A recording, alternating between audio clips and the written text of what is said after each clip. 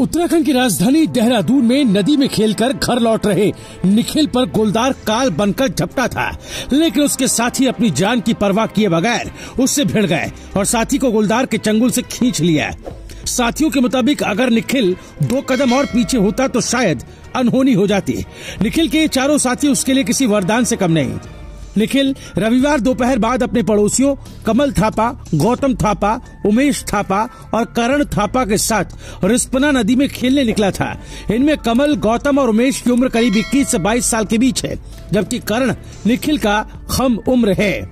शाम करीब 5 बजे के बाद वहाँ अंधेरा होने लगा। वॉलीबॉल खेलते हुए उन्होंने कुछ देर के लिए वहाँ आग लगाई और हाथ सेकने लगे। इसी बीच निखिल ने कहा कि घर चलो, सब इंतजार कर रहे होंगे। कुछ देर बाद सभी पांचों वहां से चल दिए। इनमें से एक साथी नदी किनारे फैली बेल से लौकी तोड़ने लगा। सबसे पीछे निखिल करीब 5 कदम की दूरी पर चल रहा था। कमल थापा ने बताया कि करीब 6 बजे की बात है।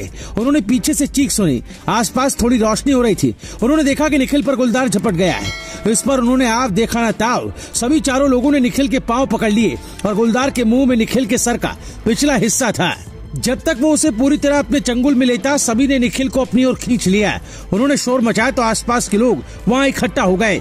उन्होंने निखिल को वहाँ से बाहर निकाला और बस्ती की तरफ आ गए। कुछ देर बाद वहाँ पर पुलिस और एम्बुलेंस भी आ गई थी। कमल ने बताया कि अगर निखिल 2 कदम और दूर होता तो गुलदार उसे खींच ले जाता। निखिल को बचाने वालों में सबसे छोटा करण थापा था। उसकी उम्र भी करीब 12 से 13 साल है। जैसे ही कमल, उमेश और गौतम निखिल की ओर आए तो करण ने भी बहादुरी दिखाई। करण ने भी निखिल के एक पांव को कसकर पकड़ लिया। उसने भी अपने बड़े साथियों की तरह ही गुलदार से लोहा लिया।